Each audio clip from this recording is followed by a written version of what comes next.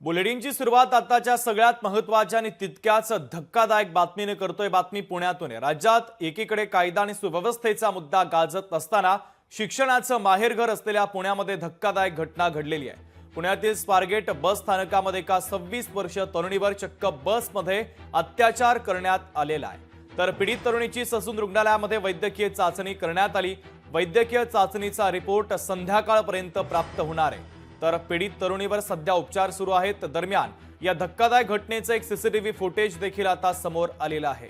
पीडित 26 वर्षीय तरुणीवर पहाटे स्वारगेट एसटी स्टँडमध्ये उभ्या असलेल्या एका बसमध्ये अत्याचार करण्यात आल्याची माहिती समोर आली आहे। पुणे शहरातील वाढती गुन्हेगारी आणि महिलांवरील अत्याचाराच्या घटनांचा मुद्दा तापला असताना गुन्हेगारी विश्वातून आणखीन एक प्रकरण आता समोर आल्यानं सर्वत्र संतापाची लाट पसरलेली आहे।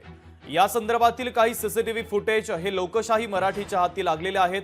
हे काही सीसीटीव्ही फुटेज आम्ही तुम्हाला दाखवतोय। एका 26 वर्षीय तरुणीवर चक्क बसमध्येच अत्याचार करण्यात आलेला आहे। अमोल धर्माधिकारी आपले प्रतिनिधी आपल्याला या घटनेच्या संदर्भातले ताजे अपडेट देतात। अमोल, आरोपीला पकडण्यात पोलिसांना यश आलंय का आणि या संदर्भातला तपास पोलिसांनी असा कशा पद्धतीने सुरू केलेला आहे? खरं तर युद्ध पातळीवर तपास केला जातोय। 8 पथकं खरं तर या आरोपीच्या शोधासाठी पोलिसांनी स्थापित केलेले आहेत। अद्याप आरोपी हा पोलिसांना मिळालेला नाही अशा पद्धतीची माहिती समोर आली आहे। पण आज सकाळी 5:30 ते 6च्या दरम्यान हा सगळा प्रकार स्वारगेट एसटी स्थानकामध्ये घडलेला आहे आणि हा सगळा प्रकार घडल्यामुळे एकच खळबळ सुद्धा उडालेली आहे। 26 वर्षीय तरुणी ही पुण्यातील एका संस्थेमध्ये काउन्सिलर म्हणून कामाला होती। मात्र ती फलटणला निघालेली असताना तिच्यावर हा सगळा अतिप्रसंग आहे तो या गुन्हेगाराकडून जो आरोपी आहे त्याच्याकडून करण्यात आलेला आहे। आणि तुर्तास तरी आरोपी अजूनही पोलिसांना मिळालेला नाही। पण या संपूर्ण घटनेची माहिती घेण्यासाठी विधान परिषदेचे उपसभापती नीलम गोरे या सुद्धा स्वारगेट एसटी स्थानकामध्ये आलेल्या आहेत आणि आगार प्रमुखांकडून या संबंधीची माहिती आहे ती सध्या घेतली जाते। पण अतिशय वर्दळीच्या ठिकाणी असलेल्या स्वारगेट एसटी स्थानकामध्ये हा सगळा प्रकार घडल्यामुळे महिलांच्या सुरक्षिततेवर पुन्हा एकदा प्रश्नचिन्ह निर्माण झालेला आहे। ज्या ठिकाणी ही घटना घडली आहे त्या ठिकाणी सीसीटीव्ही फुटेजही आहे आणि त्या दृष्टीने सुद्धा पोलिसांकडून तपास केला जातोय। पण सीसीटीव्ही फुटेज मध्ये मात्र जो आरोपी आहे तो मात्र दिसत नाहीये असं पोलिसांचं म्हणणं आहे। मात्र आणखीन या सीसीटीव्हीचा शोध आहे तो सुद्धा पोलिसांकडून घेतला जाते आणि आरोपींपर्यंत पोहोचण्याचा प्रयत्न आहे तो युद्ध पातळीवर सध्या पोलिसांकडून सुरू आहे। अगदी अमोल, महत्त्वाचे अपडेट या बातमीच्या संदर्भातले तू पोहोचवलेले आहेत, तुर्तास धन्यवाद। तर अत्यंत धक्कादायक असा हा सगळा प्रकार आहे। एका 26 वर्षीय तरुणीवरती अत्याचार केल्याचा हा धक्कादायक प्रकार आहे। या सगळ्या संदर्भात पोलीस उपायुक्त स्मार्तना पाटील यांच्यासोबत संवाद साधला आमचे प्रतिनिधी चंद्रशेखर भांगे यांनी।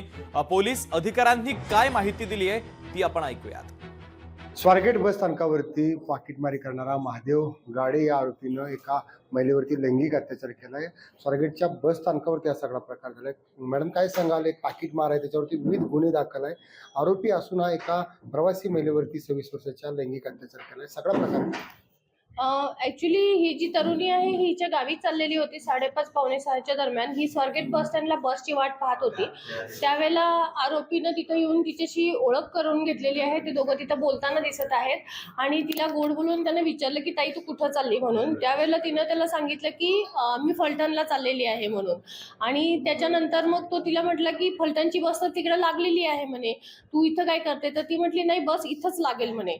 तर ती म्हटली नाही म्हणे की मला माहिती आहे म्हणे गेले 10 वर्ष मी इकडेच असतो तर मला माहिती आहे बस तिकडे लागलेली आहे म्हणे, मी इथं काम करतो असं त्या तिच्याशी बोललेला आहे।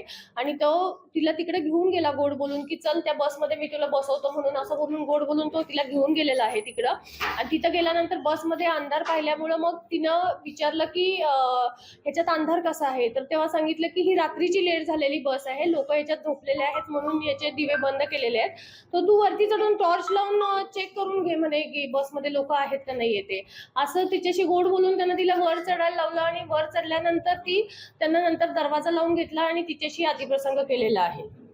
आता आरोपीला ताब्यात घेतले का किंवा काय सध्याची परिस्थिती पोलिसांची? आरोपीला अजून ताब्यात नाही घेतलेला. आरोपी आम्ही इमिजिएट डिटेक्ट केलेला आहे त्याच्यामधला, आणि त्याच्यासाठी जवळपास एक 8 टीम तयार केलेल्या आहेत, जे क्राईम आणि झोनच्या अशा ह्या टीम मिळून काम करत आहेत त्याच्यामध्ये.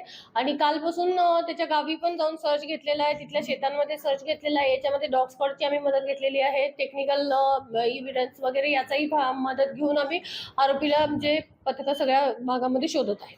महादेव गाड्या हा खरं तर स्वारगेट परिसरात अनेक वर्ष जो आहे तो पाकिटमारी करतो. पोलिसांनी स्वारगेट एस टी डिपोमधील जे सगळे कर्मचारी आहेत खरं तर महादेव गाडीला त्या ठिकाणी ट्रेस करणं आवश्यक होतं, परंतु त्या ठिकाणी एस टी महामंडळाचे जे अधिकारी आहेत महादेव गाडीला कुठेतरी हा सगळा गुन्हा होत असताना दुर्लक्ष केले का असं म्हणावं लागतं. लोकशाहीसाठी मी चंद्रशेखर भांगे, पुणे.